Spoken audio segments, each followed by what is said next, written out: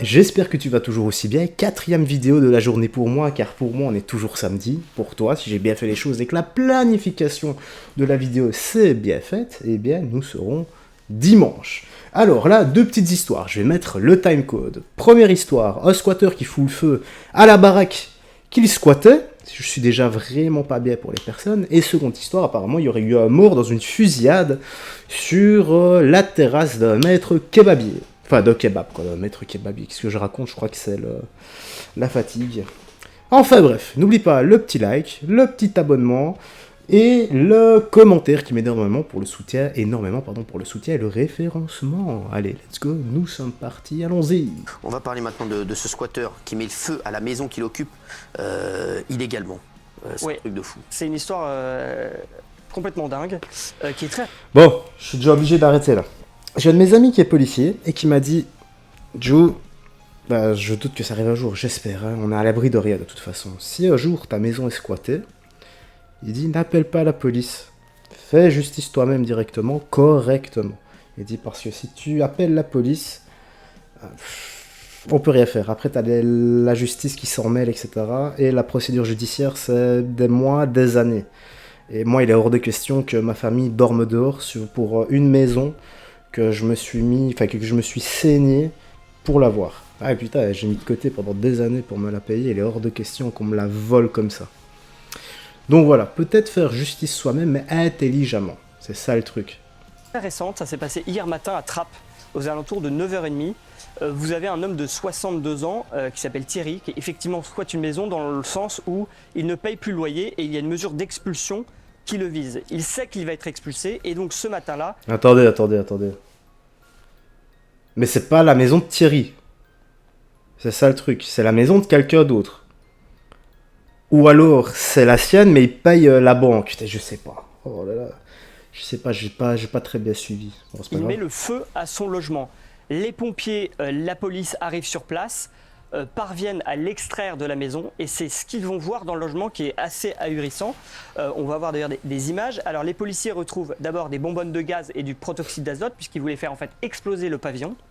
Mais aussi, et là c'est encore plus improbable, un système d'électrification des poignées de la maison. Notamment avec des appareils qui servent à électrifier des clôtures pour les animaux. Et il avait... Ça a taré lui. En fait il allait brancher ça au poignet pour que la personne qui allait mettre les mains dessus allait se faire électrocuter, un truc du style. Brancher ça sur toutes les poignées avec des câbles électriques pour que quand les policiers arrivent et voilà. veuillent ouvrir, vous voyez, ça sert dedans pour électrifier. Combien de volts? C'est pour des bœufs ou des chevaux. Donc, vous voyez oh putain, 2000 volts. Et vous allez voir sur d'autres photos, vous voyez, c'était relié au poignet. C'est 2000 volts. C'est un peu comme Maman j'ai raté l'avion, mais en version très poussée, quoi. Et donc en fait, ce qui s'est passé, c'est qu'heureusement les policiers n'ont pas été électrocutés.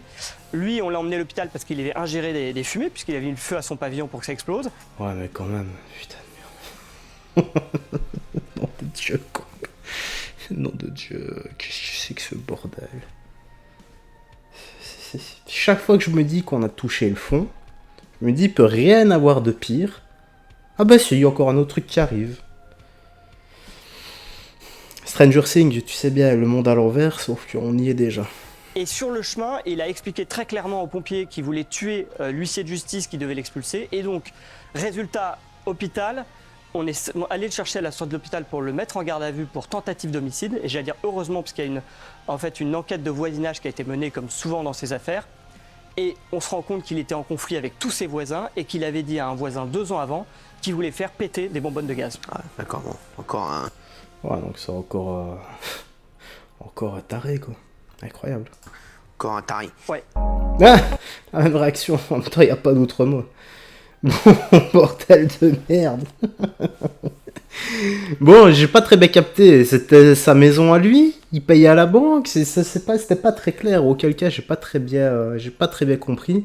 Je crois que je commence vraiment à fatiguer. J'arrête après cette vidéo et je vais aller me reposer parce que je rebosse encore demain. Allez, histoire suivante. Donc n'hésite pas à réagir dans l'espace commentaire. Toi, qu'est-ce que tu ferais pour les squatteurs? Je rappelle ce que mon pote m'a dit. Il m'a dit, Jou, n'appelle pas la police s'il y a des squatteurs chez toi. Il faut le déloger toi-même. Et après, t'appelles la police si jamais en disant ils veulent rentrer chez toi. Alors, on va parler dans un instant de cette adolescente de 14 ans qui vole une voiture en banlieue parisienne, commet un refus d'obtempérer et tue un automobiliste. On va en parler dans un Non, instant. ça on l'a déjà vu. Tous les détails, une histoire encore. Je me serais trompé? C'est n'importe quoi.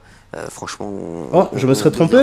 Auquel cas je couperais. Un mort dans une fusillade sur la terrasse d'un kebab à Saumur pour une Nickel. dette de 80 euros. Ça 80 euros de dette. Non, mais Les gars, ça me rappelle les 80 $ de Retour vers le futur 3 quand Doc il a une dette avec Biff de Molostanen. Et c'était les 80 balles. Donc c'était 75 € pour le fer de son cheval et 5 $ pour la bouteille de whisky. D'ailleurs, Biff, pour la petite anecdote, a descendu le canasson. mais ça devient. La violence de Voilà, une vie qui vaut 80 balles, les gars. Voilà ce que vaut la vie du gars, selon celui qui l'a buté. Incroyable. Ça vaut 4 billets de vin. Alors, racontez-nous cette affaire qui est folle. C'est un règlement de compte en bonne et due forme à la Marseillaise, si je puis dire.